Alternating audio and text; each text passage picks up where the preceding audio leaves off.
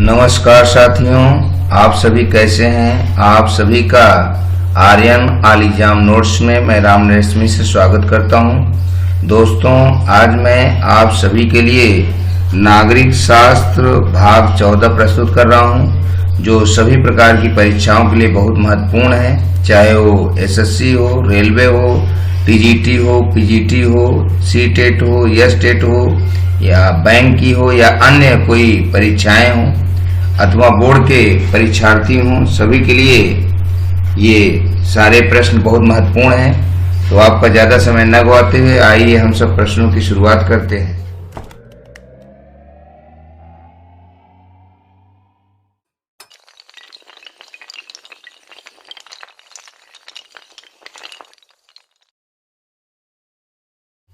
दोस्तों, प्रश्नों की शुरुआत का पहला प्रश्न, 500 से अधिक रजवाड़ों, जिसे हम देसी रियासतों कहते हैं, कि भारत में विलय के लिए कौन उत्तरदायी था।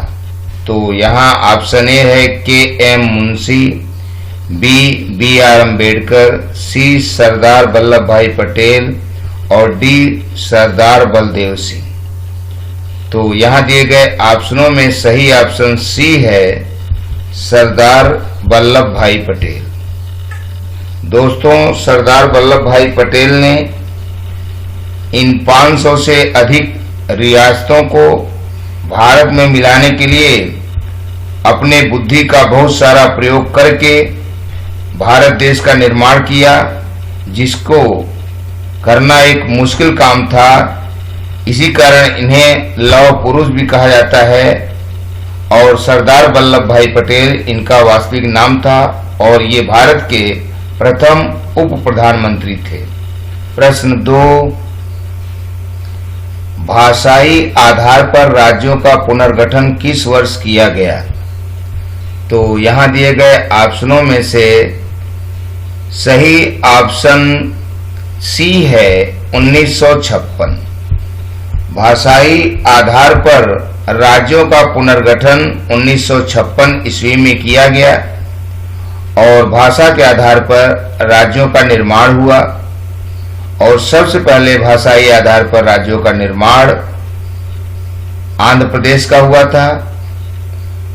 भाषा के आधार पर राज्यों की मांग एक दूसरी मांग थी, चूंकि पहली मांग जो स्वतंत्रता हमारी हुई थी, उसके बाद देश में अराजकता फैलने की स्थिति व्याप्त हो गई थी।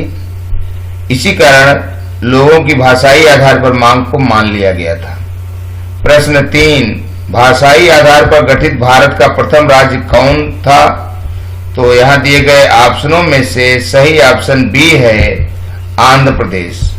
भाषाई आधार पर गठित भारत के प्रथम राज्य के रूप में आंध्र प्रदेश को माना जाता है और आंध्र प्रदेश का निर्माण भाषा के आधार पर किया गया था। प्रश्न 4, झारखंड राज्य का गठन कब हुआ। तो यहाँ दिए गए ऑप्शनों में से सही ऑप्शन सी है, 15 नवंबर 2000। झारखंड राज्य का गठन 15 नवंबर 2000 को हुआ था और झारखंड एक अभिन्न भारत का अंग बन गया था। झारखंड का निर्माण बिहार को अलग करके किया गया। प्रश्न 5, भारतीय संविधान निम्न में से कौन सी नागरिकता प्रदान करता है। तो यहां दिए गए ऑप्शनों में से सही ऑप्शन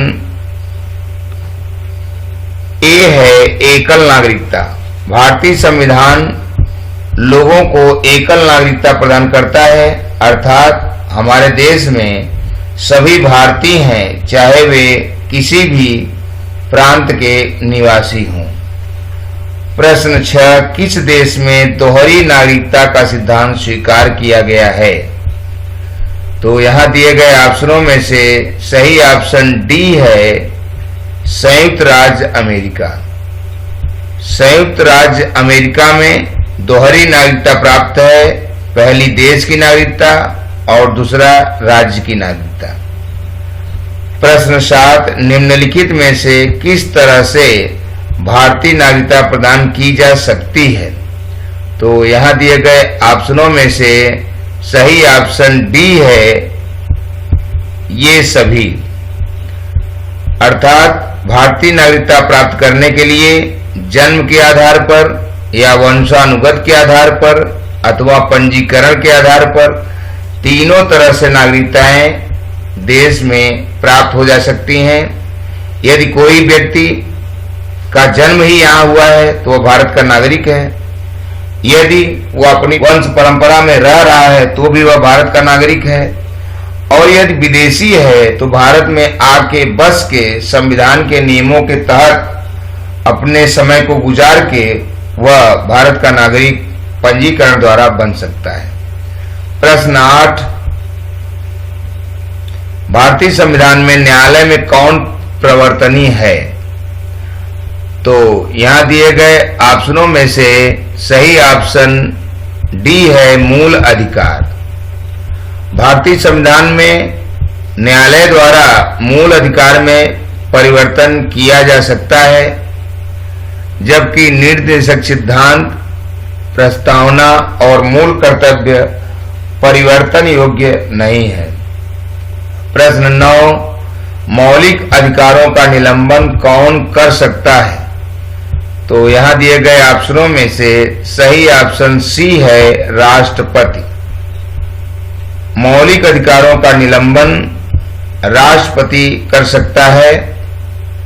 राष्ट्रपति विशेष परिस्थितियों में मौलिक अधिकारों का निलंबन कर सकता है। प्रश्न 10, मूल अधिकारों का संरक्षक कौन है? तो यहां दिए गए ऑप्शनों में से सही ऑप्शन बी है, उच्चतम न्यायालय। उच्चतम न्यायालय हमारे मूल अधिकारों का संरक्षक है।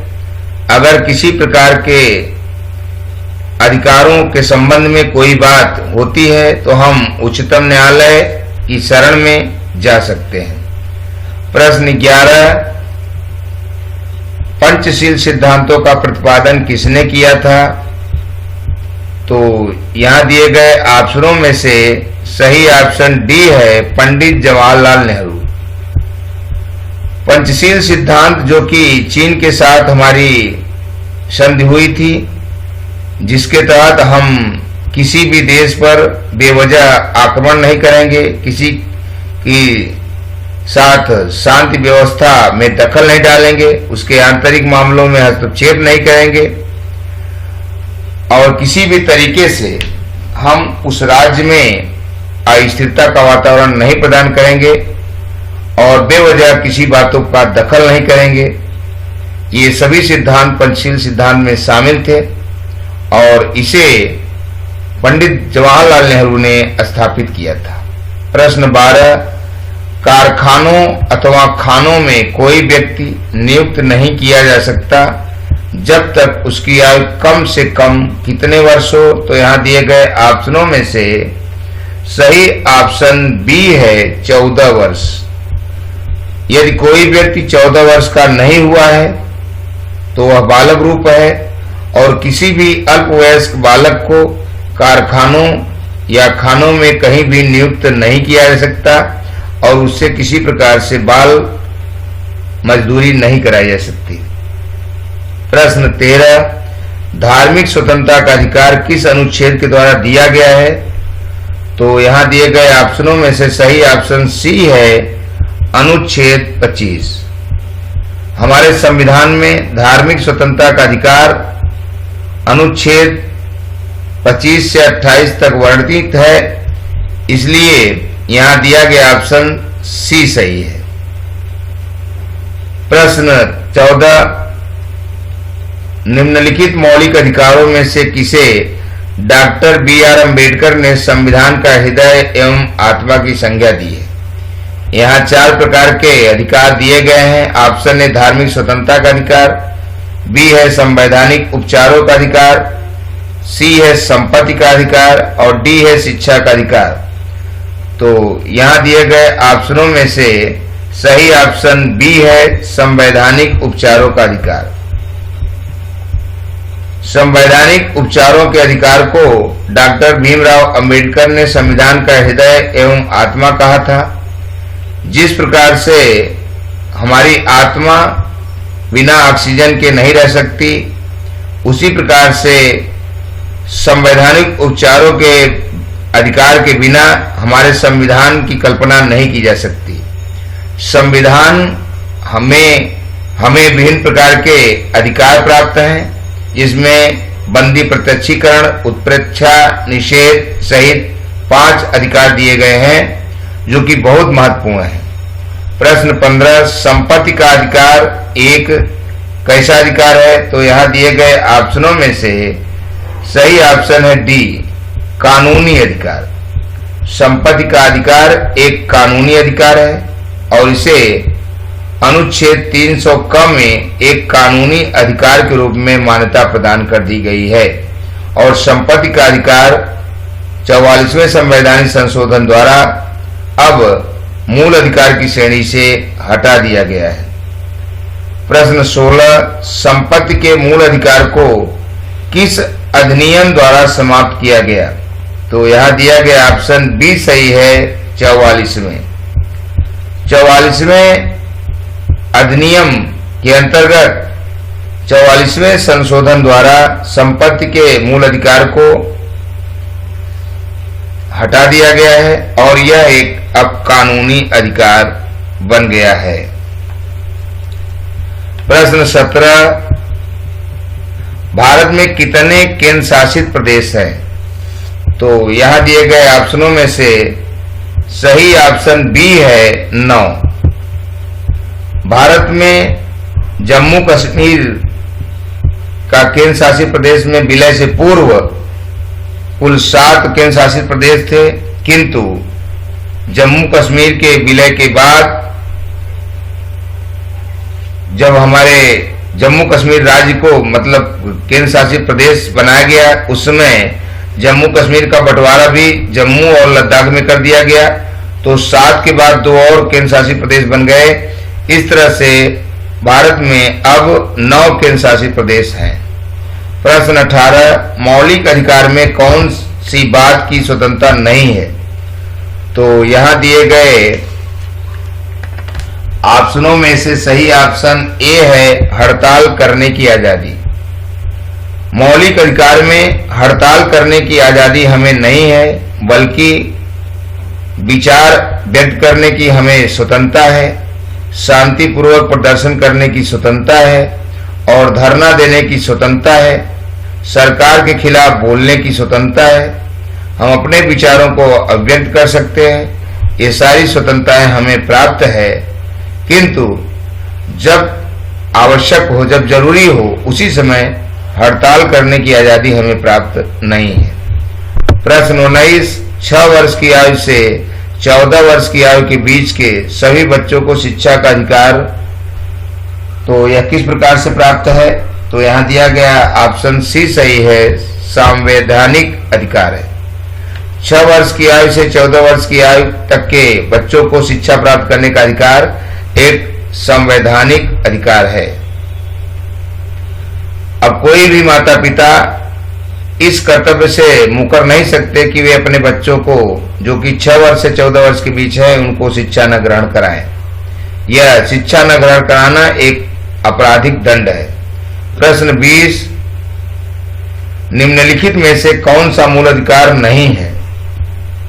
तो यहां दिया गया ऑप्शन बी सही है, संपत्ति का अधिकार। संपत्ति का अधिकार अब एक कानूनी अधिकार बन गया है। संपत्ति के अधिकार को मूल अधिकार की श्रेणी से 44वें संवैधानिक संशोधन द्वारा हटा गया है और इसे अब अनुच्छेद 300 क में वर्णित कर दिया गया है। प्रश्न 21, सूचना का अधिकार किस राज्य में लागू नहीं था?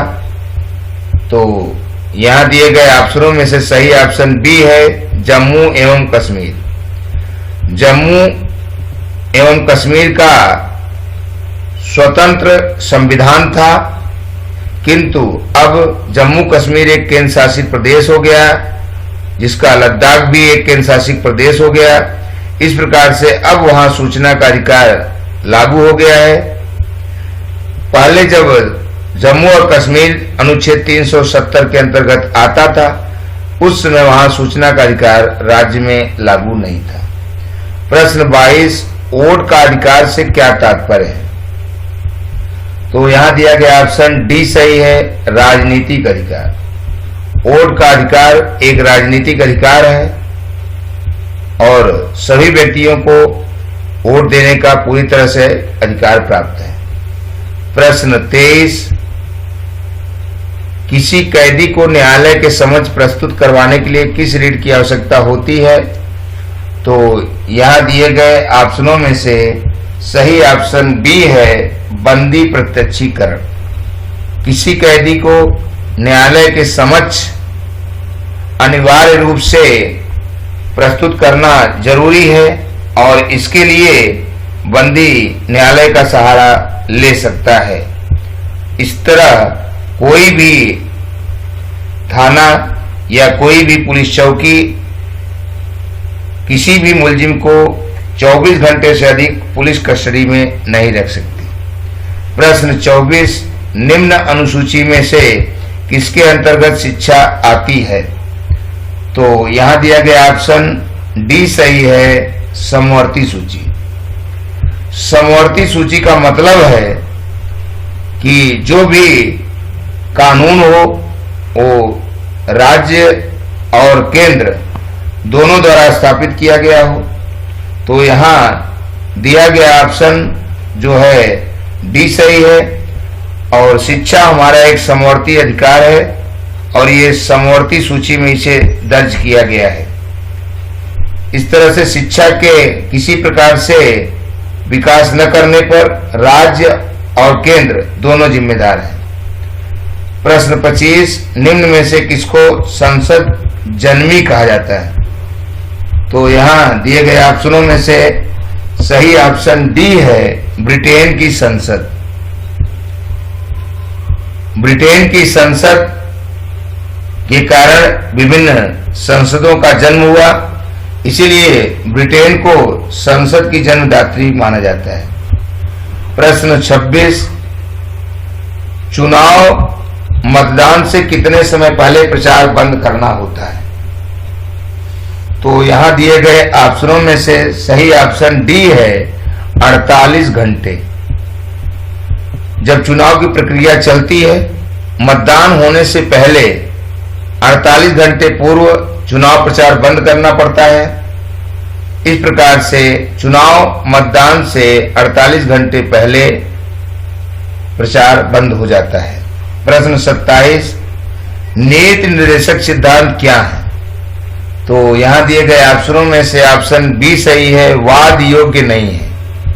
अर्थात नीति निर्देशक सिद्धांत का पालन यदि राज्य सरकार नहीं कर रही है तो हम उसे न्यायालय की शरण में नहीं ले जा सकते, बल्कि जनता को यह अधिकार है कि यदि सरकार ठीक ढंग से काम नहीं कर रही है जो कि नीति निर्देशक तत्वों में वर्णित है, तो जनता अपने मतदान का प्रयोग करके उस सरकार को हटा सकती है। प्रश्न 28, राज्य के नीति निर्देशक सिद्धांतों के अनुसार किस आयु तक के बच्चों को निःशुल्क एवं अनिवार्य शिक्षा देने की आशा की जाती है? तो यहां दिए गए ऑप्शनों में से सही ऑप्शन ए है, 14 वर्ष। राज्य के निर्देशक सिद्धांतों के अनुसार इस बात की व्यवस्था की गई है कि 14 वर्ष तक के बच्चों को राज्य सरकार निःशुल्क एवं अनिवार्य शिक्षा प्रदान करेगी। प्रश्न 29, मूल कर्तव्यों को किस समिति की सिफारिश पर लिया गया है? तो यहां दिए गए ऑप्शनों में से सही ऑप्शन बी है, स्वर्ण सिंह समिति। मूल कर्तव्य जब हमारा संविधान बना था उस समय नहीं थे, बाद में इन्हें स्वर्ण सिंह समिति के कहने पर संविधान में जोड़ा गया है। और इस वीडियो का अंतिम प्रश्न नंबर 30, निम्नलिखित में से किस वर्ष संविधान में मूल कर्तव्यों को अंततः स्थापित किया गया? तो यहां दिया गया ऑप्शन बी सही है, 1976 ईस्वी। दोस्तों, हमारा संविधान 1950 ईस्वी में बन के तैयार हो गया था और लागू भी हो गया था। इस तरह से संविधान के बनने में 2 वर्ष 11 माह 18 दिन का समय लगा था, जो कि संविधान 9 नवंबर 1946 से बनना प्रारंभ हुआ और बन के 26 दिसंबर 1949 को तैयार हो गया और इसे 26 जनवरी 1950 को लागू किया गया। इस तरह से हमारे संविधान में मूल कर्तव्य जो जोड़े गए वो 1976 में जोड़े गए, जो कि संविधान बनने के बाद मूल कर्तव्य संविधान में शामिल हुए। दोस्तों, आपने पूरा वीडियो देखा। आज आप सभी के लिए 2 सवाल भी दिए गए हैं। इन प्रश्नों के उत्तर हमें कमेंट बॉक्स में जरूर बताएं। प्रश्न 1 है, चुनाव मतदान से कितने समय पहले प्रचार बंद करना होता है? एक बार प्रश्न पुनः सुन लें। प्रश्न 1 है, चुनाव मतदान से कितने समय पहले प्रचार बंद करना होता है? और प्रश्न 2 है, भाषाई आधार पर गठित भारत का प्रथम राज्य कौन सा था? तो दोस्तों, आज आपने पूरा वीडियो देखा। आज आप सभी के लिए जो हमने 2 सवाल दिए हैं, उन सवालों के उत्तर हमें कमेंट बॉक्स में जरूर बताएं। और यदि प्रश्नों को बताने में कोई असुविधा हो तो पूरा वीडियो पुनः देखें। मैं आप सभी के लिए नियमित रूप से प्रतिदिन 9 से 10 के बीच वीडियो अपलोड करता हूं, तो आप इन्हें देखना न भूलें। कल आप सभी के लिए इतिहास भाग 15 प्रेषित किया जाएगा। आप इसे देखें और अपनी परीक्षा की तैयारी करते रहें। शुक्रिया, थैंक यू, धन्यवाद।